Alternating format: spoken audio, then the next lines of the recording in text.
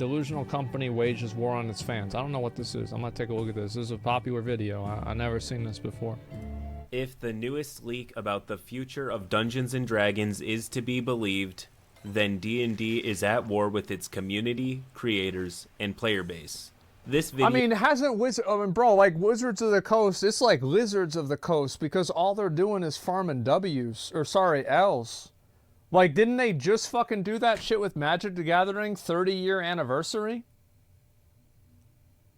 Yeah, it's Lizards of the Coast. It's sad. I don't know what the fuck they're doing. Video will cover everything that led up to this point and why creators are walking away from D&D entirely. To start from the beginning, D&D had a huge surge of popularity in the mid to late 2010s for a multitude of reasons during the reign of 5th edition. I think, you know, somebody, I think you just showed that. It was on Stranger Things, right? I don't watch the show, I just know about it. Is D&D was on Stranger Things. That was a big awareness for D&D. And then also, obviously, Critical Role, you know, critical mass during COVID. So it makes sense. This drove more creators towards it. Content creators of all kinds, be they writers, artists, designers, YouTubers, manufacturers, they all gathered around this game. Like it was a nexus of creative flow. Over the course of several years, D&D became less of a brand and more of a community. No, it definitely was. I mean, the thing is, like, D&D is one of those things that people would do because there were, like, all these offshoots of D&D. Like, you had, like, Pathfinder and, like, these other types of games that were D&D, but it wasn't. At the same time, it had, like, different things. And, like, how many of you guys, like, played D&D, but you didn't follow all the rules? You just did some of the rules. That's what most people did. Yeah, it's the brand, and it's, like, it's fantasy tabletop adventure gaming. And more than the player's handbook or the starter set. It meant RuneSmith's Twisted Taverns. It meant Critical Role. More than anything else, it meant enjoying it in your own way. All the way down to the unique way that you run the game at your table. Third-party content reinvented Dungeons & Dragons, and it is the only reason I'm here at all. I own exactly one D&D book, the Player's Handbook. But I own countless pieces of third-party content, from books to merch. Wizards of the Coast can't keep up with the creators, and they know that. Every time they release one good book, creators have already released 10 excellent works of art, with 10 more on the way. And the execs at Wizards and Hasbro know this. This is a trend. It's funny because, like, remember what I was saying about how Elden Ring and Dark Souls was kept alive by the modding community? In an abstract way, that's what's happening here with Dungeons & Dragons. Is that the modding community is creating a bunch... Skyrim, It's like it's creating a lot of these other things that people can do, and it makes it to where people stay engaged with the content itself. Difference is From Software either doesn't fucking know what's going on or doesn't give a fuck, probably a bit of both, and none of this shit ever gets shut down, and people love it. Same with Warcraft 3. Yeah, imagine if they didn't have custom games in Warcraft 3. That has only been getting more popular. Third-party content creators have been knocking it out of the park lately. The best thing, like, you always want to do D&D. Because anybody who is into Dungeons & Dragons, here's the facts, right, is that it's not a popular community. But it's the male version of Findom. Because... every single person who's into Dungeons & Dragons is probably 30 plus, and they have like a software engineer job, and they have so much fucking disposable income that if you make a figurine, they'll buy it. If you make a t-shirt, they'll fucking buy it. You know what XQC lost to? He didn't lose to Summit. He didn't lose to Beyond the Summit. He didn't lose to the Dota Invitational. He lost to Critical Role. Bro, D&D nerds have a lot of fucking money. Just look at all of the Kickstarters. So many creators from around the world were creating, profiting, and building communities around specific niches in the D&D community, cultivating the best ways to enjoy this one game in many different styles. Generally speaking, everything improved. Anyways, D&D had a golden age for close to 10 years now. But of course, nothing lasts forever. It's time for the bad news. Okay. In late 2022, the CEOs of Hasbro and Wizards had an investor call where it was discussed that D&D as a brand is undermonetized. This raised red flags. Let me read this title real quick. And seeks to create a recurring spending environment with the game. Then sell more dice. Like, just make dice that blow up after you roll them 1,000 times. I think that's pretty simple. Yeah, I mean, damn.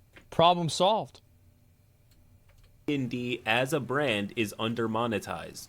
This raised red flags throughout the community, and for good reason. Of everything discussed, and there was a lot, I'm just going to focus on the most relevant of the flaming mess that is the current state of Dungeons & Dragons public relations. Okay. To quote Game Rant, Wizards of the Coast is seeking to transform Dungeons & Dragons into a multimedia franchise, with more options for profit as it seeks to create a recurring spending environment that reaches more fans. That is not a fundamentally bad thing, because a recurring spending environment could be people spending money on a recurring subscription to Netflix because they're going to make a series about it. Now, after Wizards of the Coast did their little, the Magic the Gathering 30-year anniversary thing, are we willing to give them that benefit of the doubt? No. However, this is not something that is categorically bad based off of the words used. But it probably will be. So people spent the next week memeing about a Dungeons & Dragons Battle Pass complete with microtransactions, but the word multimedia is key. Multimedia, course, means movies, video games, and more than just tabletop. And I don't have a problem with that. If they want to make movies and video games of Dungeons & Dragons, that sounds fucking awesome to me. I don't have a problem with that at all. But this seems to have been altered, as just a couple days ago, on January 3rd, it was revealed that Hasbro has had some financial difficulties. Their shares fell 40% last year. The company also canceled an internal project codenamed Jabberwocky and 2 other games that were in early development. Also, we should take into account the fact that Dungeons & Dragons is by far Wizards' biggest IP. I don't think anyone would disagree with the fact that when it comes to public awareness and cultural impact, Dungeons & Dragons... Yeah, definitely. I would actually think Magic the Gathering would make more money. But, yeah, Dungeons & Dragons, everybody knows Dungeons & Dragons. Is bigger than anything else that Wizards of the Coast has ever done. However, despite being the biggest role-playing game ever made, out of the $1.3 billion in net revenue that Wizards of the Coast posted last year, a UBS... That's not that much money, by the way. Like, for a company that's that big, on that level, it's actually not that much money. Analyst estimates that D&D is only responsible for 100 to 150 million in annual revenue. 1 to 150 million is a lot, but that's not exactly the point. The point is that from a corporate perspective, something as huge and game-changing as Dungeons & Dragons should generate more profit. They're right. Like, they're actually right about this. It's not like the premise is good. It's not a bad premise. It just depends on how you want to go about achieving it. This could mean a lot of things, but in my opinion, this suggests that D&D is shifting away from expensive video game projects and refocusing on mastering making money off of the existing tabletop game. And who better to monetize than the people who create their own content better than them?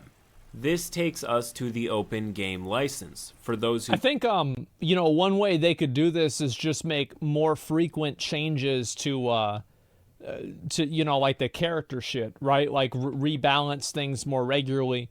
But that probably takes a lot of work. So yeah, they'll probably just try to claim other people's stuff and take the money from them.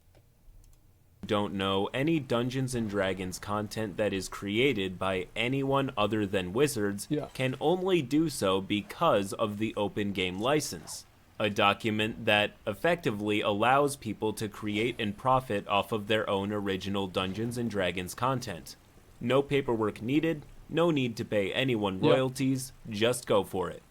That is about to change big time. What we know for sure... It's annoying to see that because, like, I feel like if you look at this contextually, like, Dungeons & Dragons... How much of Dungeons & Dragons came from Tolkien? Like, I don't know, half? Like, 2/3? Something like that? So it's annoying whenever you see something that's, like, so fucking derivative of somebody else's work, and now you're like, oh, well, you know, nobody can do the same thing to us. Just before the end of the year, they released a blog statement stating exactly what their goals are. Coming very soon in 2023, they stated that any creator has to abide by these rules. What are 1. If you make more than $50K a year off of what you create, you have to report your revenue annually to them. 2. Include a creator product badge on your work. And 3. Accept the license terms and let them know what you're offering for sale. They also added that if you create content and it makes $750,000 within the span of 1 year, you will have to pay royalties on that. This change has caused a huge rift in the community. Now, I know what somebody's going to say. They're going to be like, oh, man. Oh, I'm so sorry. You made $800,000 a year, and now you have to pay the people that you're making the money off of them. You have to pay them a royalty. Like, I know what you're going to say, but the truth is that most of the people that are making that much money have a staff team. Like, for example, Critical Role. Think about Critical Role. Think about how many people work on that team. How many people there are that are involved with that. You know, you have the people that do catering. You have the people that do lighting, the people that do set design, the people that are actually on camera, the people that use the cameras, the people that edit the cameras, the people that run the social media. There is a massive fucking machine behind them. So whenever you disperse that big amount of money among that many people, that's whenever it doesn't seem that big after all. I remember Linus Tech Tips actually talked about this exact same thing about 3 or 4 days ago whenever he was showing how much money he made on YouTube. Many say that these changes are all completely reasonable, while another huge group of people are saying that this is all either terrible right now. It's not like one dude's making this much money. Sometimes that happens, but it's like, that's like, you know, it's like super uncommon. A slippery slope to something much worse. If the leak that we're about to read is to be believed, then the people who believed the worst from Dungeons & Dragons are absolutely correct. Yesterday, January 4th, a journalist named Linda Codega stated that she received the new OGL from a reputable, unnamed source. Game license. And it's a lot to take in. What's written in here is genuinely community killing. She writes that the updated open game license is incredibly restrictive, demands community surveillance, and most importantly, renders the previous open game license an unauthorized agreement. I will also clarify that this is all unconfirmed, and while I will show you signs that I believe point to it being true, they still remain unconfirmed. It's like, so this is kind of what the problem is like, you know how whenever Warcraft tried to make money and like royalties out of the games that they made, people would make in Warcraft 3 Reforged because they didn't want to have another Dota situation, and then the entire scene pretty much fucking died?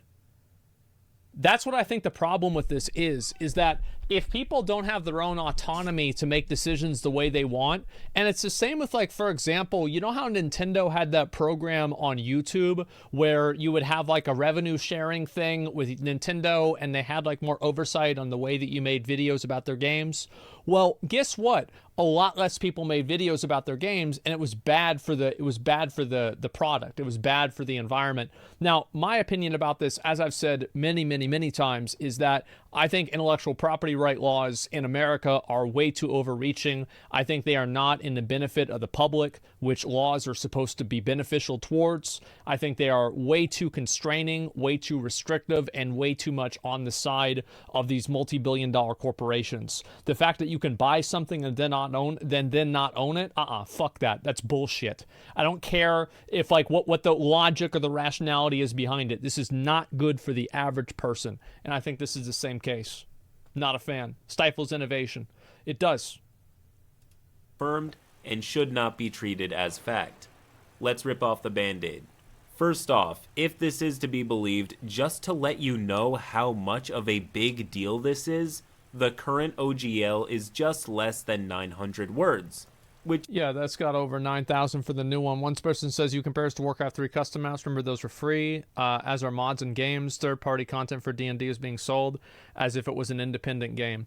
Yeah, I don't really think that's a big deal. Yeah, I don't think it's a big deal.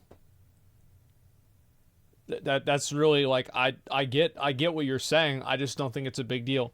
Like if people had paid mods, like for example, like everybody now has like Patreon and shit for their mod communities too now. I don't care.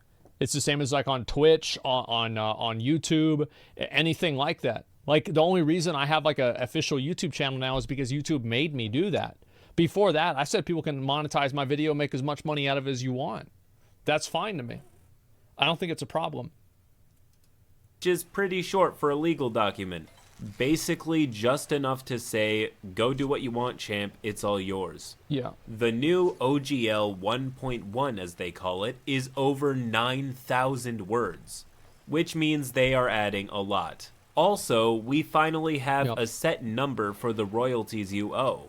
You will owe 25% on any money that you make that exceeds $750K. That's a tremendous The leak also says that if you release on Kickstarter, you only have to pay 20%, which sounds strange, but the director of games at Kickstarter, John Ritter, retweeted the thread with the leak and said that Kickstarter was contacted after Wizards decided to make OGL changes.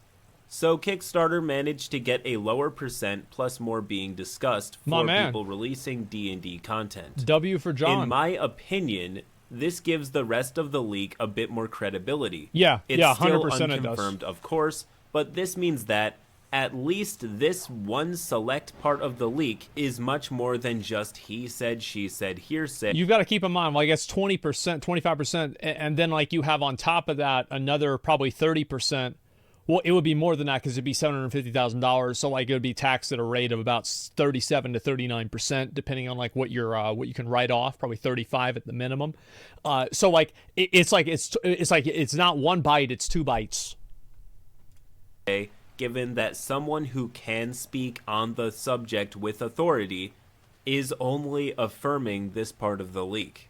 This OGL is in fact pointing its barrel at you, the creator. They state that the original OGL was not intended to subsidize major competitors, and they have a lot of competition in the form of their own community. Some people say that this spells a dark future for games like Pathfinder, but personally, I do not think that any other independent RPG is in any danger here whatsoever. The new OGL will be applied retroactively to anything published before the new one went into effect. As soon as the new one goes up, the original will be unauthorized, meaning that you can't just leave the new 1D&D alone, create previous edition content, and be good. The thing is, like, Dungeons & Dragons doesn't have a copyright on most of the things that they have in the manual for Dungeons & Dragons. Most of the like dragons are not copyrighted by Dungeons and Dragons. Like you think about some monsters in Dungeons, like a Minotaur, that's from Greek mythology. Let's see, a fucking Cyclops, again, Greek mythology. What's his name? Polyphemus from the Odyssey. Goblins, yeah. This was not made by Wizards of the Coast. Mimics. Fuck. Can I think of anything? Mimics could be one. I don't know about that. But no, it can't be beholden to Wizards of the Coast because things like Dark Souls and other people use Mimics. So that's probably not it. Let's see. Maybe there's a Tarask. I don't know about that. Beholders. I'm not sure. Griffins. I don't know. Isn't what's copyrighted just the D20 system? Is a D20, can you copyright a D20 system? I bet you probably can't. Probably not. Tarask is from French mythology? I didn't know that. Yeah, well, what I'm saying is like a lot of these things that are in Dungeons and Dragons on the smaller and the larger level are derivatives and just ports from ancient mythology or, Tolkien. Like, if you put all of mythology together, and then you took Tolkien, and you put it together, you would probably encompass what I would assume to be 95% of D&D monsters, lore, and environments. If not more. Have to comply with the new rules for every edition. The legality of this one is questionable, and I've heard debate online over whether or not they can even do this. I don't know either way, but this was in the leak. However, we are now at the absolute worst change in the entire document that leaves creators with zero security. Wizards can, quote, modify or terminate this agreement for any reason whatsoever, provided that they give 30 days notice.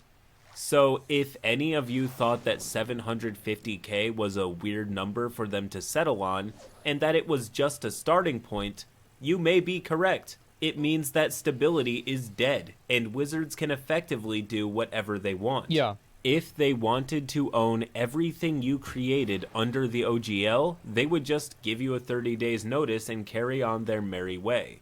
Not that they have to. To be fair, and keep this in mind, any fan art that you draw is technically under law owned by the original people that made that art.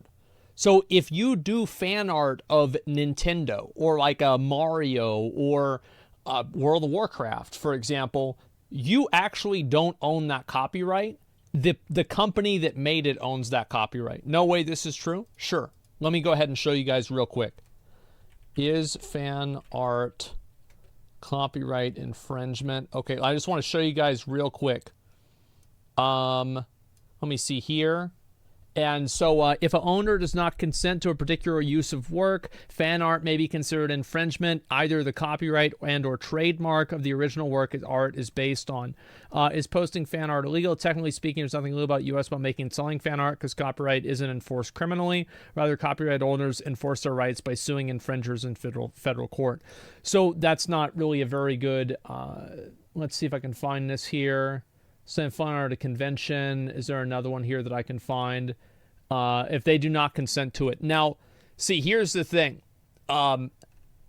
Most TOSs, and I'll give you an example of a TOS, which is Blizzard's TOS, has an explicit allowance inside the TOS for people to make content from World of Warcraft on like Twitch and YouTube and to profit off of it. So there is actually consent given in the TOS of Blizzard, but that consent can be retroactively taken away.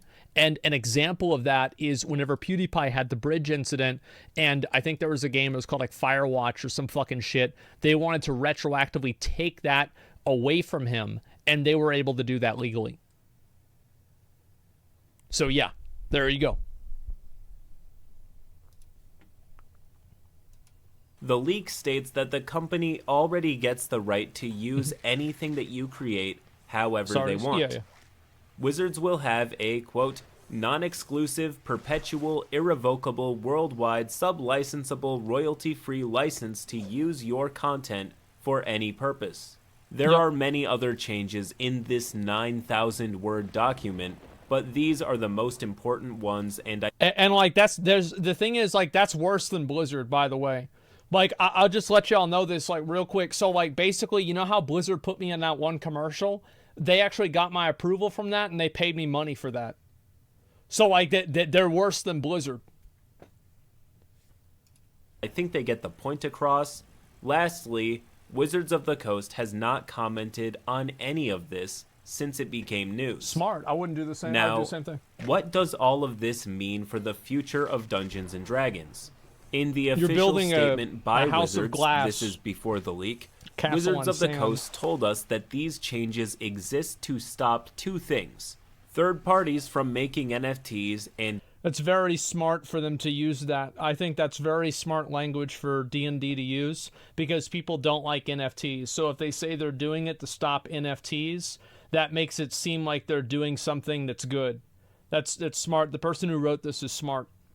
Big businesses exploiting their intellectual property. Now, I'm not sure about you, but I have not been seeing any of this. I haven't seen any NFTs, and I haven't heard from big businesses exploiting D&D. Yeah. Unless, of course, they consider you, the creator, the exploiter. They have already publicly stated that they feel owed if you make a certain amount of money, and with a clause that says that they can change the rules whenever they want, I suspect I've altered the rules. Pray that I will not alter them any further. That's the unfortunate reality of copyright law and IP law in America. Ambitions do not stop at 750K. No. If all of this is true, and I'm being very careful to say that it may not be true, but for now, working with this leak that Wizards of the Coast has not confirmed or denied, many creators who make their livelihood off of D&D content are shaking in their boots, and for good reason. It's a huge W for whoever leaked this, because now Wizards of the Coast might actually not release it in the state that it originally was going to get released in, because now they're getting shit on so hard, and it was like, this is just coming off the heels of the Magic the Gathering thing. They might turn this around because it just is going to make them look too bad. So, what does this mean for the future of Dungeons and Dragons? If this is true, shows like Dimension 20 and Critical Role will step away from D&D. Publishers will distance... Has Critical Role made any statements about this, or is this his assumption?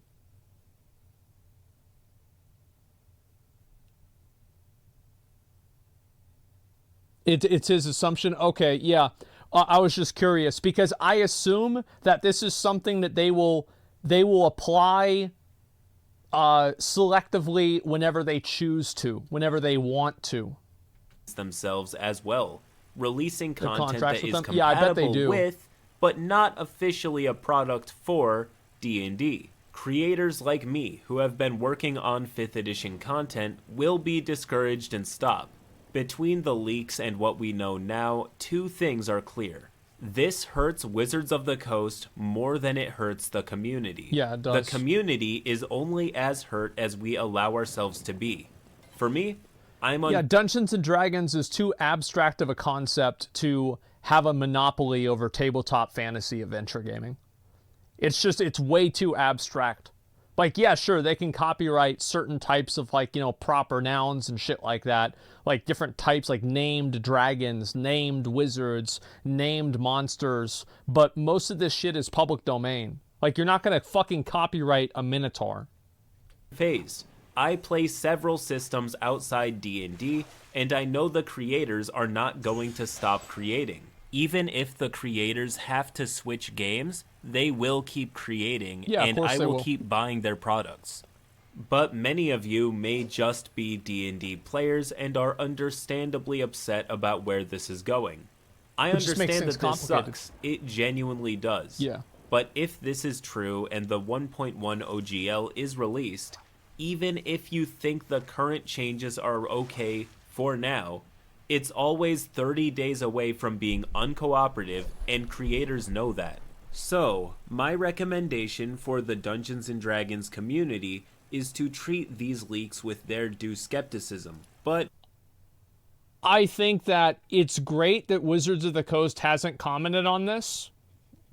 And Wizards of the Coast, for as bad as some of the stuff that they've done is, they went back on the Dungeons and Dragons, the 30-year anniversary Magic thing. They went back on that.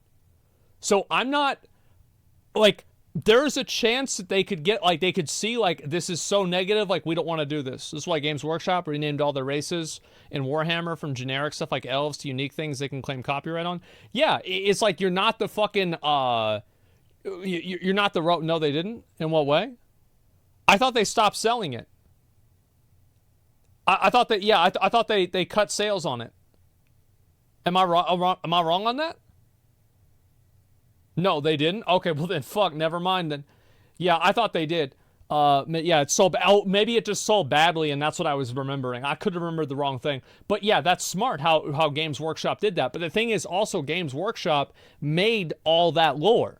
Like, the God Emperor, this wasn't in Greek mythology, right? I mean, like, Zeus, yeah, but, like, this is totally fucking different.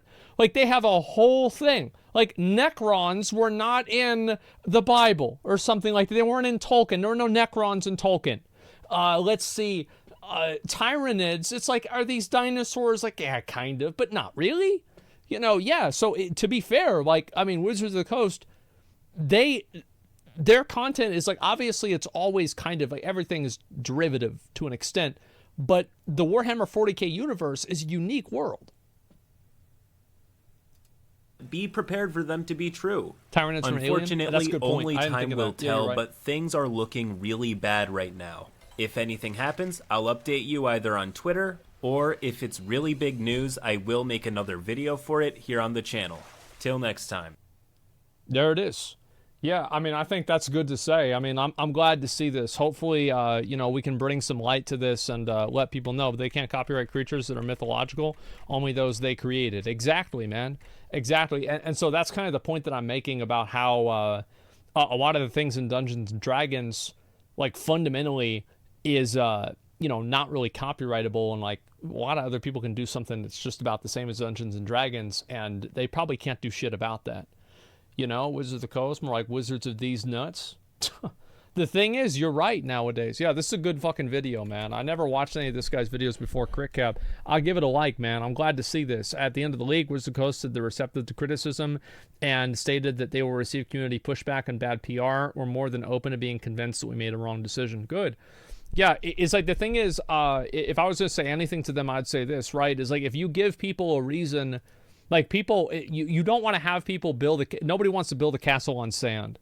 Like, if you want people to invest into your creators or into your content and into promoting your content and building your world and your brand, you have to let them make money at it. Because if they don't have their own autonomy and they can't do what they want and they have to play by all these weird fucking rules, it's too complicated, and at the end of the day, it's just going to be a net negative. You can see how it happened with Nintendo and their creator program on YouTube. Nintendo got rid of that because it obviously wasn't working. So there's already a precedent set for this type of thing to already be bad, and hopefully Wizards of the Coast sees it and they're able to turn things around. I'm glad that they said that. I think that's good. Skypick is Trevor at the Lawrence Sky and sued multiple times to defend that trademark, so you never know. Yeah, but, like, sometimes, like, did they sue and did they win, or did they sue and then the person dropped the suit because they didn't want to fight it out in court? Because a lot of times people can sue and they're not even really trying to win. They're just trying to run somebody out of money with legal fees and effectively, you know, make them forfeit the game.